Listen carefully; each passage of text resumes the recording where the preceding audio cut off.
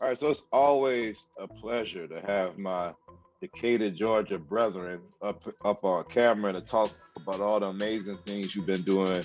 I mean, you do amazing things off screen, but all the amazing things you've been doing on the screen. Um, big year for you. I mean, you got some stuff that's falling into Emmy consideration. I mean, Queen Sugar's always hanging around those type of nominations, but I mean, with what happened with your characters in Genius, Aretha Franklin.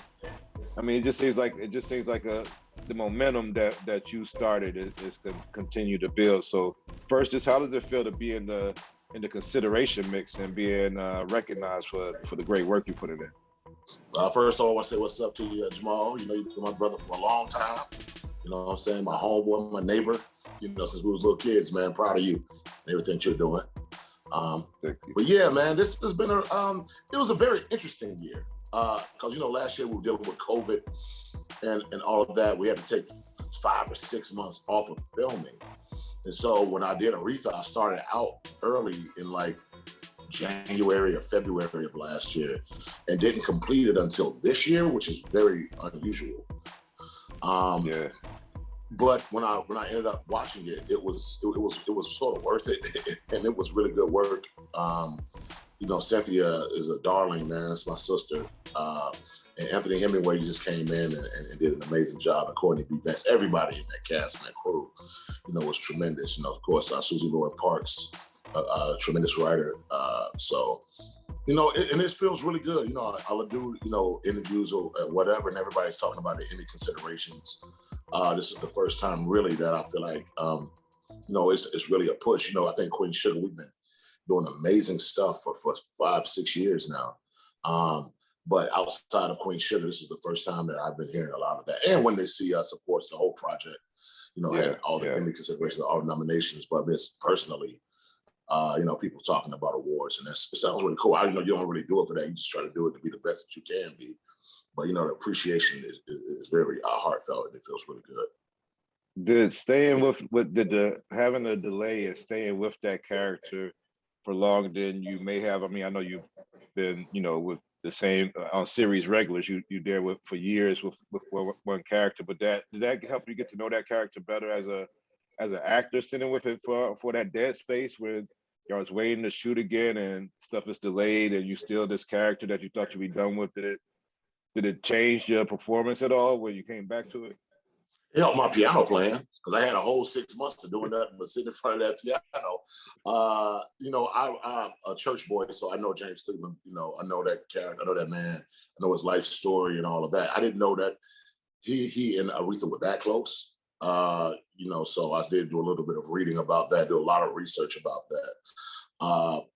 And like I said, just being able to have you had that much time, free time, sitting in the house on the quarantine, you better learn some skill.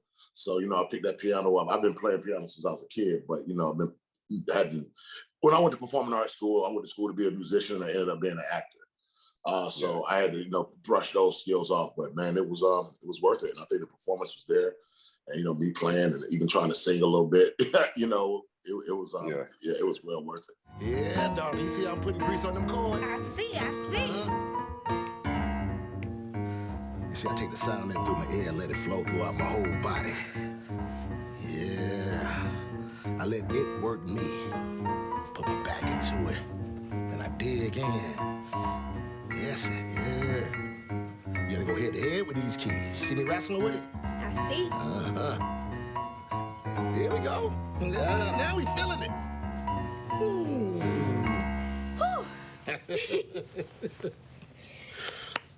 Thank you, my darling. Thank you. Which music you like better, gospel or pop? Do I gotta choose? You know, gospel folks think that pop is sinful. My daddy likes all types of music. Yeah, there ain't many preachers like your daddy. I want you to come out on the road with us this summer. On the gospel circuit? We could be friends. I didn't have a friend last time.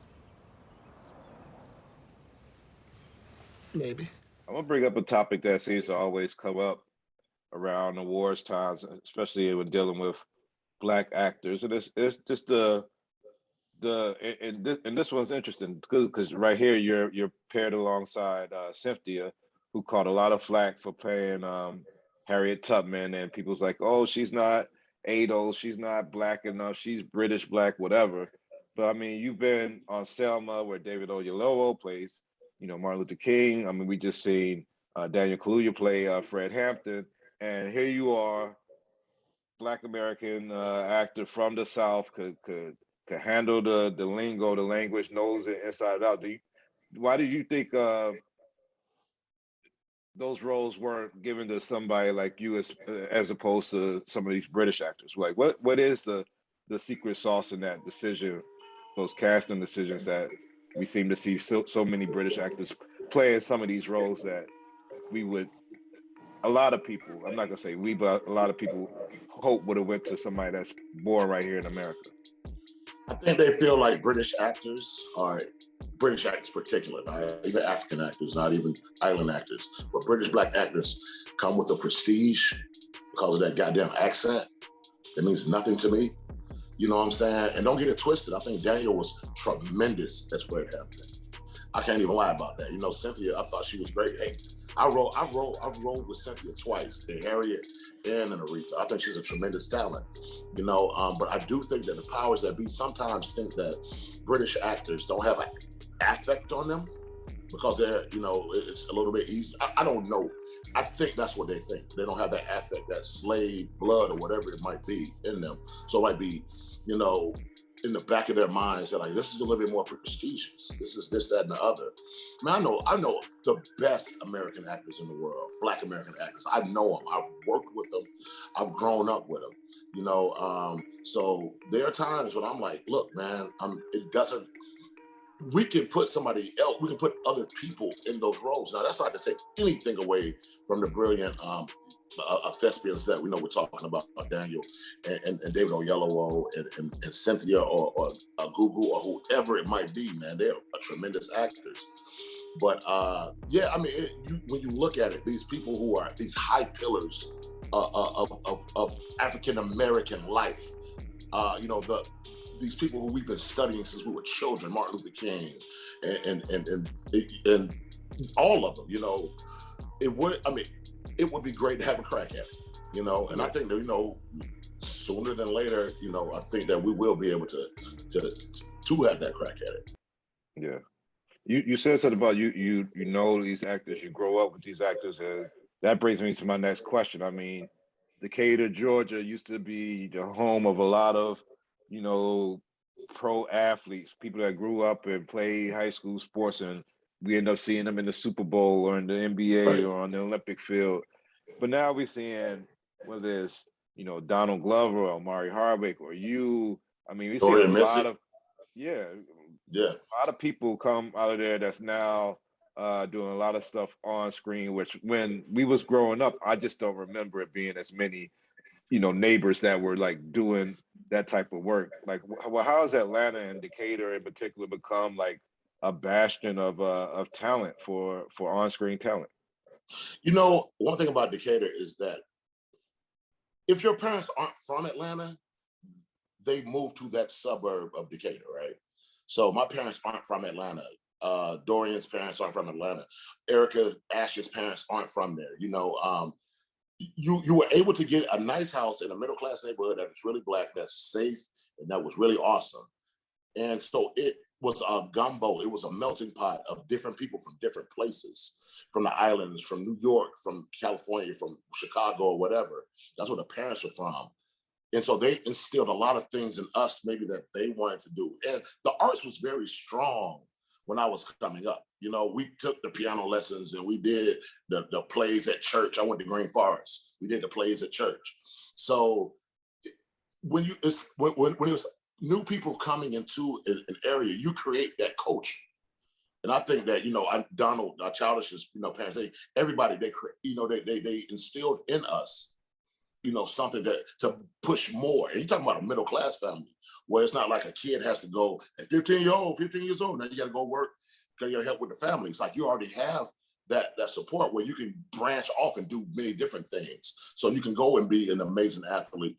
You can go and be Quincy Carter, or you can go and be whoever you want to be, Future or whoever it is, because you have these different, outlooks, and you have these different outreaches that you have. So that's what I think is specific about Decatur, Georgia. Most of the people who I know who are from Atlanta, whose parents are from Atlanta, their parents from Atlanta, great, whatever it is, they either live on the south side or on the west side. The east side was something totally different. Yeah. Yeah. I'm wondering, just as, we talk about Black excellence. I see like there's a lot of like D1 high profile athletes now choosing HBCUs, and it makes me think about all the HBCUs we have, and none of them that have like a real MFA film program. Should we have an HBCU film school, like a real branded, like this is a film school, this is like Tisch or whatever? Do you think that would ever happen with any of these great HBCUs that we have across the country? That would be amazing. It really would. I work a lot in the university systems. I work in Georgia State University, but my kids are going to HBCU. My daughter just graduated from Howard. My youngest is going to North Carolina A&T. That's my hope. I work a lot with a good friend of mine. I don't know if you know Keith Bolden, but he's a professor at Spelman, and he's an amazing actor. And I go and speak to the classes at least a couple times a year. But that is my hope, is to try to get an MFA program in the acting, and try to even get an MFA program in film directing. We have a lot of programs that are acting specific and specifically to the theater, right? But not to the film, but that industry is exploding. We like you said, we're from Atlanta. We've seen in the last 15 years. I moved to LA 18 years ago, because there wasn't enough work in Atlanta for a person who's trying to do film and television. Now it's probably the number one place in America to shoot. So we need to have a feeder program within, like, the AUC or FAM, but specifically in the AUC or in those HBCUs that are in Atlanta, that they can go straight into production. Whether it's you're being a PA, learning the craft, that's what my youngest daughter is doing right now on Cherish the Day. So we should have that program in place. I know Anthony Mackie and I have been talking about it a lot. We're working on a couple of projects together, and we're saying that we are specifically going to put those PA roles and those assistance roles to HBCU graduates. And that's the hope that we want to have. Yeah. And you got to do it too, Jamal. Come on now. I want to be a part of it. I definitely, I've been trying to be a part of like different programs just to teach people all across America like media skills. But definitely, if any program like that, I'm full support of it. I've always wondered like why it hasn't existed in full. A lot of people get their skills. Morehouse obviously put out a lot of great actors and somebody named Spike Lee that you might have heard of. So it's not like like they don't come out of these places. But I just would like to see something be official, that the younger generation is like, yo, I want to go to Morehouse Film School. I want to go to Spelman Film School. I want to go to Clark Film School or Howard Film School, and like let that be like something real. When did you? I know you said you was doing music and theater at Avondale at Performing Arts School. But when did that dream? I know Drumline was a big thing, but you must have already been in the mix to be in that, to get that casting role in Drumline. When did that dream become, I want to be on the big screen. I want to do this. Is this something I want to do? I was 18 or 19 years old when I started doing professional theater at Seven Stages, at Jamundi Theater. You know these theaters in Atlanta. But the people who I was working with was the famous Omar alumni, the Thomas Bird III, Thomas Jefferson Bird III, may he rest in peace. I was working with a lot of different amazing actors who were also doing movies.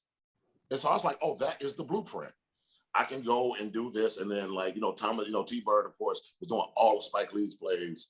And Famo was doing everything from Forrest Gump to Drop Squad or whatever. So, and specifically, Famo was the one who really took me under his wing. I went to the premiere of, Drop Squad or Sankofa. I went to the premiere of Sankofa with him. He was the second lead of that movie. And I'm like, this is the man who's teaching me. He was my acting teacher, every Saturday. He wants to show me, exactly what it is. And, you also got to get into voiceover work, Omar. And you also got to get into this, Omar, at 16, 17 years old. So I saw a reality there. And then the first movie I ever did was actually Road Trip. I was 21 years old, and that's a cult classic. The second movie I did, the third movie I did, second movie I did was Joanna Masterpiece Crowd. The third movie I did was Drumline. It's another cult classic. So I was like, okay, so it can be done. It can be done in this sphere. And then the next one was Boycott. I'm working with Clark Johnson and Jeffrey Wright and Terrence Howard and the Carmody Jogo. And I was like, okay, cool. So then that was the time I was like, it's time for me to pick up and move my family to Beverly, like the Beverly Hillbillies, and see exactly what I could accomplish. Even though, we're in our approaching our middle years or whatever, all of us together, I feel like you and Ava Duvenay have kind of grown up in stature together. Where I mean, when she, first started Queen Sugar, I mean, all the I was about to say when they see us, all her first movies and stuff. I mean, she was still a young person as a director, and he began in Selma.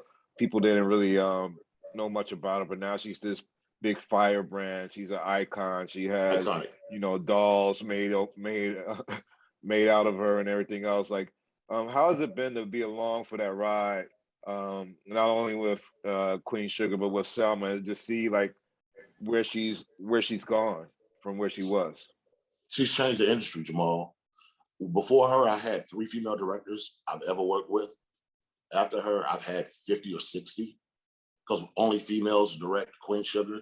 And then I do Harriet with Casey. Then I go and do Aretha, and I'm working with Nima Barnett. So there is no reason that women should have been shut out as long as they were in that career of directing. There's no reason. It's half men and half women in this world. It shouldn't be all men. Shouldn't be all directors are men. That's preposterous and that's sexist. She was the one who single-handedly changed that with putting all female directors as a director on her show. Now, all of these different directors that I see from that show, man, Julie Dash, come on, man, she directed Daughters of the Dust. It took her another 10 years before she could do something else. That's insane.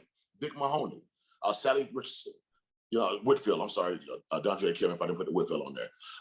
But all of these amazing directors, Crystal Roberson, all of these tremendous female directors that we see and who have become a part of the filmmaking zeitgeist now.